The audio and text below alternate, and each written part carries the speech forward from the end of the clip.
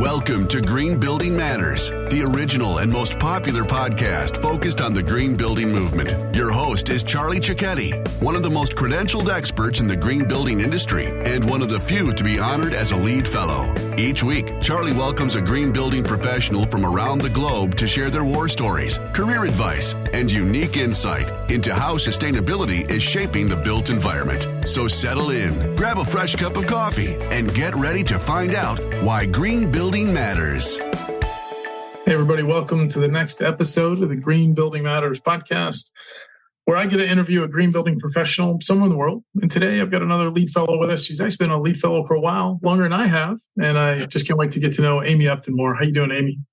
I'm good. How are you, Charlie? All things considered, life throws things at you. But I think if it nets out to life is good, then I'm going to say, hey, life is good right now. And awesome. I just look forward to kind of hearing more about your background, getting encouraged. I always learn from my podcast guests, but every week we actually have thousands of people that listen to these podcasts. So first, to our listeners, hey, thank you. Hope you continue to be encouraged. Now let's learn a little more about Amy. Amy, where did you grow up and go to school? Well, I grew up in New Hope, Pennsylvania. It's in Bucks County. It's a really pretty small town, sort of touristy. And I went to school at University of Maryland for undergrad. I was pretty influenced in high school. I took a drafting class. I really liked it. My dad, all my uncles and grandparents were tradespeople and contractors. So I was sort of surrounded by construction, and just wanted to study architecture in school. So I went to Maryland, got my bachelor's of science in architecture there, and worked part-time at Toll Brothers, just working in the office, learning how to draw things in 3D and run prints and see them building walls in the factory there.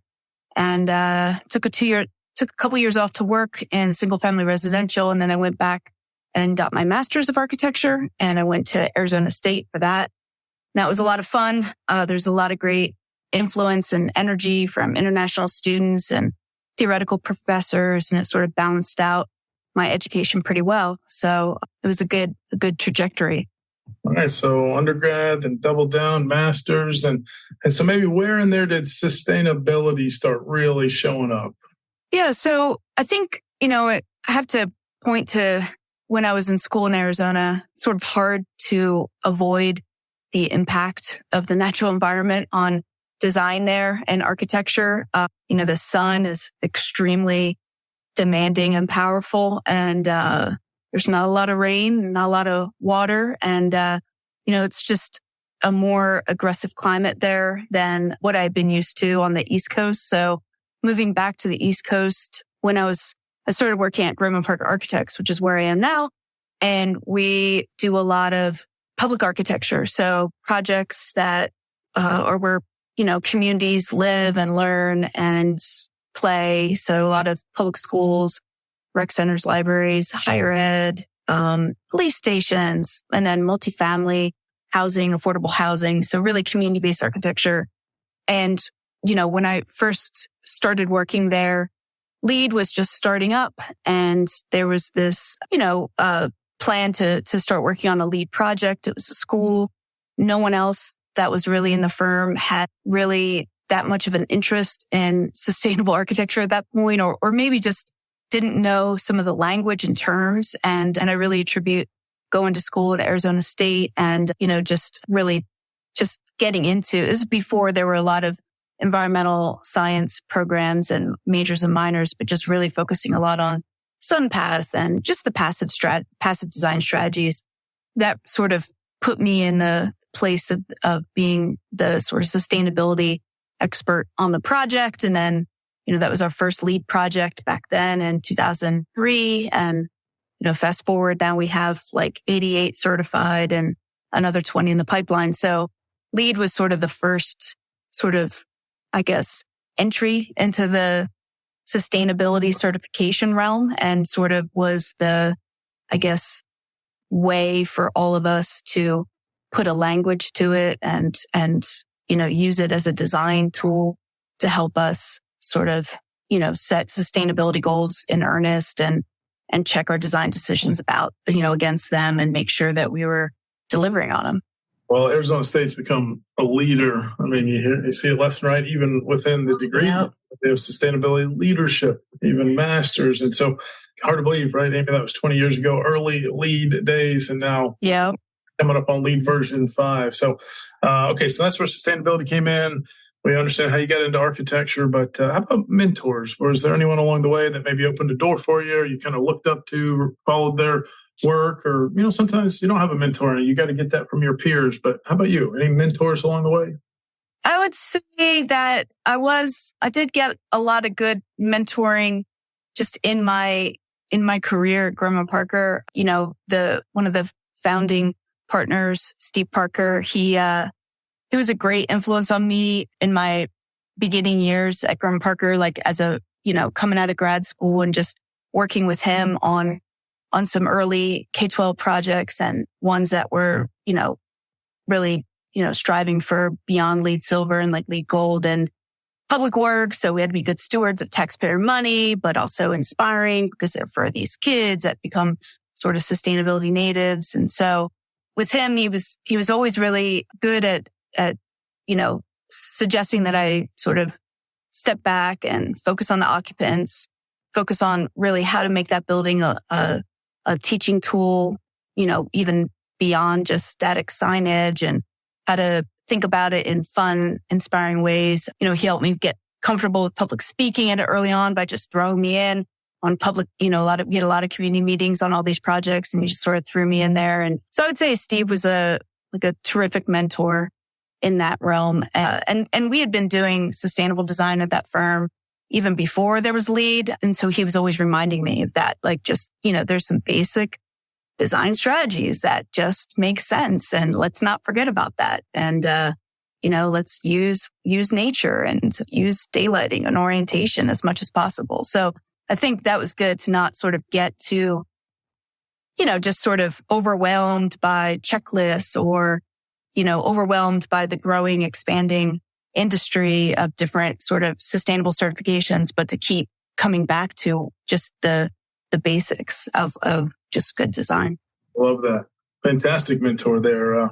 Let's do one more look back, and then we're going to talk about present day. But what are some of your proudest achievements? Okay. Yeah. I would say that right now, I've been the most jazzed and most proud of working on our 2 net zero projects that are really just coming into their 3rd year of occupancy. And the reason why I think I'm most proud of these is, we've done a lot of different green buildings, a lot of different certifications and code overlays and all that. And these 2 schools in particular were replacement schools in Baltimore City. We had the opportunity to design a prototype that sort of checked the box on a lot of different innovations in learning and teaching, but also the goal was to make the schools, zero energy, and really work with Baltimore City to make sure that they're, really ready for success with that. That, user behavior and occupant training was paramount from day one. We were able to, exceed their goals of just LEED Silver and get LEED Platinum, which was a first for us on our own. I mean, that was really exciting, but just to keep going back and working with the principals and the students and learning about how it's going and what's working and what's not, and how easy is it for them to operate the school, and continuing to make sure that they are, saving energy and, harvesting energy, and all of that has been really, really rewarding. So those fantastic achievements. Killer projects. How about credentials for a minute, and then working your way up to LEED Fellow? Remind us, what other credentials maybe do you have, and what did it mean to you, Amy, to be named a LEED Fellow? Well, I'm a registered architect, and I became a USGBC member pretty early days as well. I was encouraged to take the sort of LEED exam way back when. My number is like 309. So I'm early days LEED professional. And right now, that's it. Those are my credentials. I'm an architect and, a LEED AP now with specialty. But, working forward, I think the focus on, what it took to become a LEED fellow or what was my inspiration to become a LEED fellow. There was just a lot of encouragement from my peers at work and in the industry to say like, you're doing a lot, you're working on a lot of projects, but you have this, like me in particular, I have this focus of, I work on a lot of different projects, but I seem to always luckily have a school project going also on the side. Like I'm always embedded in the school project in addition to maybe other building types. And I just really get a lot of inspiration from that. And, we did a lot of Green Apple Day of Service projects and really worked with students and teachers to do a lot of projects for them that make sense and sort of learning by doing with sustainable design. And so I think, I was encouraged to just maybe take the next step with a credential and apply and see what happens and see if I could become a LEED fellow. And I did, and I was, and it was great because there is this real community of LEED fellows that, it's really with your tutelage and influence has really been great because it's great to meet so many other professionals around the country and world that, have sort of taken the next step and said like, I'm making a commitment to, sustainable design in a intentional way. And there's a lot of different ways to do that. And so it's pretty inspiring to be surrounded by people that have sort of leveled up and, really made a commitment to taking it to the next level. Thanks for sharing that experience. So let's talk present day. So tell us a little more about your firm, your role, and what keeps you busy day to day. What's a day in the life of? Okay, so a day in the life of Amy is it can be. It's a lot of multitasking. I would say right now, our firm. I mentioned we do a lot of public architecture. We have 3 offices, 1 in Maryland and 2 in Virginia. Our firm's been around for 50 years and, just scratching the surface, like staying true to that commitment of focusing on public architecture and community-based architecture. I'm an architect, but I'm also the firm's director of environmental design. So in some ways, I'm a resource for anything sustainable design focused for the firm. And, I mentioned we have a lot of different building types. And so, that could be anything from helping run green building charrettes or doing some box modeling or daylighting analysis. I'm also the head of a subcommittee of champions that do our AIA 2030 reporting as a firm. We're just now really trying to educate ourselves and do better with embodied carbon. So, me and a few other people are sort of taking that on with trying to embed that into the design process. Sometimes we self-perform some LEED consultancy for some of our projects, and usually that crosses my desk. So, and then there's business development and marketing stuff, helping to also do some graphic stuff. We've done some, signage and brochures and user manuals, but we've also done like dashboards and 360 virtual tours of projects and virtual reality experiences of our projects. And so we like to highlight, of course, not just standard design, but anything related to sustainable design or metrics there. So it's always trying to think of ways to integrate that. So sometimes I'm, if I have a project and I'm the project architect or project manager, I could be doing just project focused tasks. And other times I'm more of a firm wide resource. And I would say my day to day really is a lot of different zooming in and out, like from the micro scale of details or answering questions or focusing on certain strategies and researching systems, or it's or doing analysis, to zooming out and sort of saying like what do our clients need to know, or where do we need to focus our efforts, and how do we educate ourselves internally? What do we need to do for that? And how do we help, be an advocate for different legislation or laws or practices in the future? So it's a lot of multitasking. Well, you can say multitasking, you can say a lot of projects, a lot of impact, influencing others, you're mentoring some within your firm. And I just love some stats on your LinkedIn bio, right? Over 100 LEED projects. You mentioned the net zero energy projects.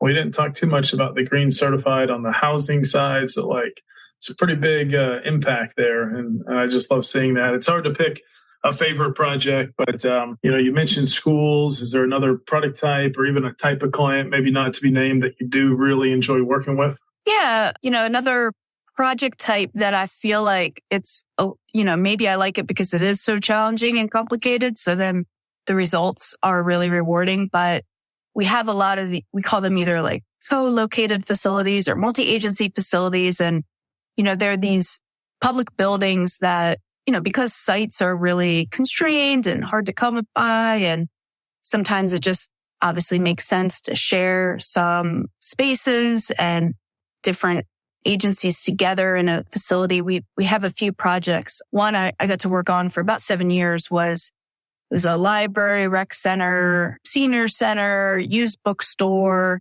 park, all together in one. And now we have a couple similar projects. That one was in Maryland, and we have a couple in Virginia that are like police station, daycare, library, offices, clinic, all together into one. And so there's a lot of different competing interests that need to be balanced. There's a big range of hours and occupants and usage in a building, and just a lot of different like literacy levels and just types of activities that are happening within the facility. So they're sort of fun puzzles to work on. And I find that when they open up, there's just a lot of different synergies, a lot of benefits, and they're fun to learn from. So thanks for going there too. I love that. I see that. All right, so let's talk about the future. I love to ask a green building professional like you, hey, what's exciting to you? What's coming next? Maybe you're excited about it. Maybe you're reading up on it. What do you think's next in this green building movement? So what's next? I'm sure I'm not the first one to talk about AI. That seems to be on top of a lot of people's lists. I know in our firm, we're looking at it in a lot of different ways, about just how it is going to integrate into our daily business and practice, but also how it's already in certain tools and programs that we're using. And, is there inherent bias in that or not? It can make our lives easier with things like, renderings, but can it make our lives harder? Is there something we should be nervous about? Or, how can we tap into that? So I think AI, we don't even really know yet what we don't know, but we're looking into it, as I'm sure everyone is. That's one thing. And then I just think also, as we sort of, as an industry, get a handle on certain aspects like holistic sustainability and why it's important, I think has been adopted pretty nation, industry wide. And then we've been drilling down on things like energy and carbon now. Focusing on the occupants has really taken off with well and, IAQ and all of that, obviously, but just continuing to focus on the future of buildings and that thinking of them that they can be restorative or positive and, contribute even more proactively into people's lives is I think something that's going to continue to take shape. Now that a lot of people have sort of either bought in or the learning curve is leveled out, and some of the other features of sustainable design. Such a broad topic, it's got so many offshoots that people can really focus on. But I'm pretty excited about that development. It's exciting. I think AI can also help solve some of our sustainability crisis here, right? We just need to empower designers more, right? Not just do an energy model off of construction documents or an embodied carbon LCA off of construction documents. How about we empower designers up front about when you move things around or change out materials, here's what you're going to have with your operating carbon and embodied carbon. It's helping. I mean, I think we're all starting to talk with the same language, like even amongst a design team or an owner design team and contractor team, like, talking about, just all the different aspects of the different trades and disciplines and how they can all work together to move the needle on any of those goals, like embodied carbon. Yeah. And how to use AI to help with that is really exciting. Well, you said it here. So everybody be watching and check out some of the cool work that Amy and her team are doing. All right, so that's the future. Let's get to know you a little bit more. Some kind of rapid fire questions here. What would you say is your specialty or gift? My specialty or gift? I would say curiosity. I'm really curious about a lot of things, and, I'll take that beyond just sort of looking into it or getting to know it. I'll go deeper and try to analyze it and see, how we can learn from that or employ it in a way. I'm also sort of unfailingly positive. So I don't know, maybe that's a coping mechanism. You're just looking on the bright side. But, this is a really exciting career and industry. It's mission-based, where I have the opportunity to design and build environments that really help.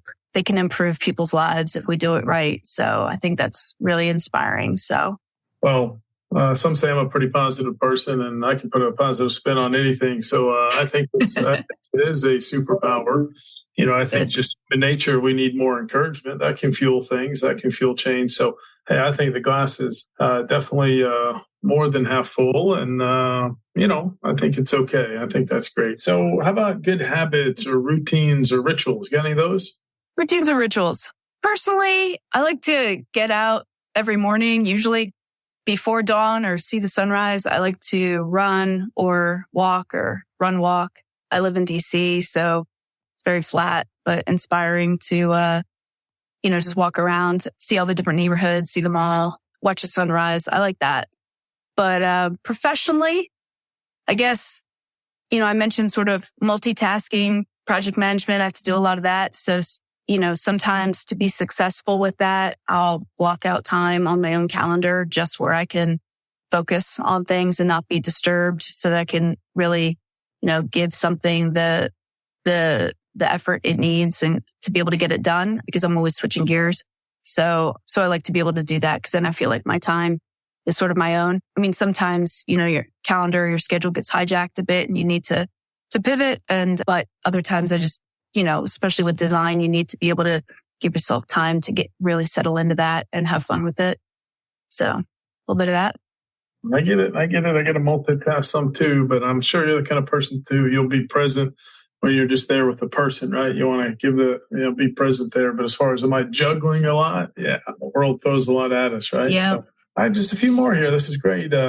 Let's talk a little bit about a bucket list. As you get to know me more, I'm a fan of a bucket list. Not everybody has a bucket list. That's okay. But if you do, or if you did, what are a couple things maybe on your bucket list?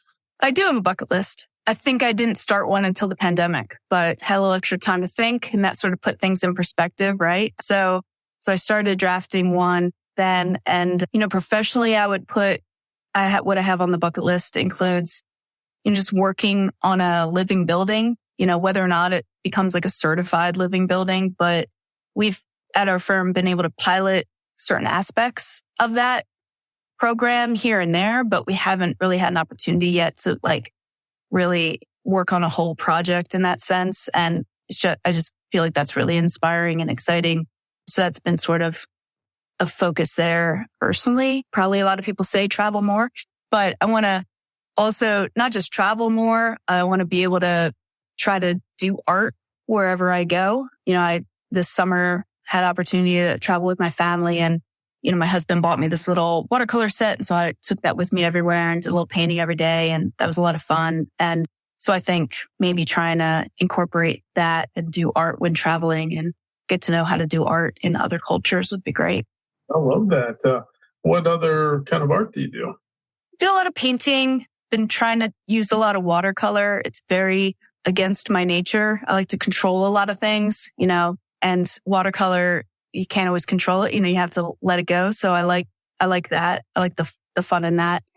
So I've been doing watercolor and done a little bit of pottery, which is fun. Dabbled in little other crafts, but I tend to come back to drawing and painting. So cool. On the travel side, you got to give me at least one destination, one you want to either go to for the first time or one you want to go back to on the bucket list. Okay. It's not that far away. I mean, it's in North America, but I'd love to go to Banff and Lake Louise. I mean, it's just gorgeous looking.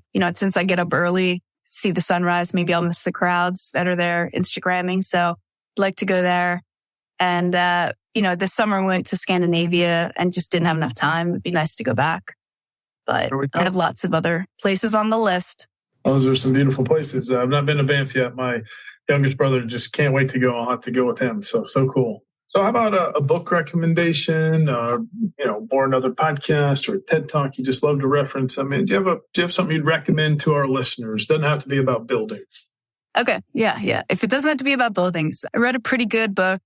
It's called Entangled Life, How Fungi Shaped Our World. It's by Merlin Sheldrake. And it really just talks about how mycelium and fungus sort of play into our future for food and biology and biomes and environment, and everything's interconnected. I think maybe if I wasn't an architect, I might have been a biologist based on all the science podcasts I listened to. It just really gets me excited to think about that way and about, how things are interconnected. Also, I listen a lot to the Moth Radio Hour. It's they pulled it together with podcasts, but there's also a lot of live Moth storytelling shows around here in DC and around the country. And, there's a book recently where they pulled a lot of those stories together. And, I've just been trying to be a better communicator, in this world, at least in this industry with sustainable design and architecture and building. And so you got to be able to communicate with people, listen to them, but also, and learn from them, but also try to communicate with them and understand what's important to them. And I think storytelling can go a long way to that. I mean, you do it all the time with your podcast. And so I just think, I've been trying to focus a little more intentionally on the Moth and try to get better at storytelling. Well, we'll put some links to that book, these other references. I just always love some best practices to be shared with our podcast listeners. Amy, I'm loving our conversation. Just a couple more questions and get a little more wisdom from you. So let's say you look back on your career. Is there anything you wish you'd have known a little earlier? Maybe a little career advice you wish you'd have heard earlier? Yeah, it's funny you should say that because I feel like recently, maybe just I've opened myself up to being more available to people, but I've been, mentoring people a little bit more and just, going back to a couple colleges and talking about my career and answering questions and helping, with critiques and juries. And so I feel like I get this question a lot. And I would say, pick your head up more. Maybe it's me. I'm very detail focused and I like to just get a lot of stuff done. And so my head's usually down. I'm not picking it up and looking at the bigger picture. I never had a 5-year, 10-year plan. Maybe now I should, but it's just good to sometimes pick your head up, sort of reassess where you are, where you want to go, what you're learning, what you can share. And get that perspective is good. No one ever really told me to pick my head up. That is fantastic advice. I hadn't heard it worded like that, and I just love it. So, what Amy's saying here, that's fantastic. All right, so let's say as we wrap up, someone listening is getting inspired by your story. Maybe they're new to this green building movement as a young professional, or maybe they're making a career change, and they can't wait to be a part of this green building, this decarbonization, this healthy building movement. You've inspired them today. Say they're just now jumping in. Amy, what words of encouragement do you have for them as we wrap up? I'd say it's a great field to work in and to learn from. It's inspiring. Every aspect of it is. Years ago, I probably would have said, go to architecture school. It's a great education. You have to problem solve and you learn a lot. But understanding there's so many terrific people in this industry that I learn from all the time that aren't architects, obviously. So I would say for everybody just to have an open mind about whatever it is you're working on. Every project you work on, every conference you go to, every job you even have, be curious, take initiative, follow through. You can become that in-house expert on whatever, system or focus or part of the industry that you take an interest in. And if you share those lessons back and, you become that expert, it's just really empowering. And, there's just so much to share between all these different disciplines that, just have an open mind. A lot of wisdom here. I knew this was going to be a fun interview, and I think you were looking forward to it. I was too. And I know we started LEED Fellow Circles, and you're just doing some really cool work. So to all of our listeners, make sure you connect with Amy on LinkedIn. Don't be a stranger. Let her know what you thought of the interview. And I just want to say thank you for being on the Green Building Matters podcast, and just keep up all the great work you're doing. Thanks, Charlie. Thank you for listening to this episode of the Green Building Matters podcast. At gbes.com, our mission is to advance the green building movement through best-in-class education and encouragement. Remember, you can go to gbes.com/podcast for any notes and links that we mentioned in today's episode. And you can actually see the other episodes that have already been recorded with our amazing guests. Please tell your friends about this podcast. Tell your colleagues. And if you really enjoyed it, leave a positive review on iTunes. Thank you so much, and we'll see you on next week's episode.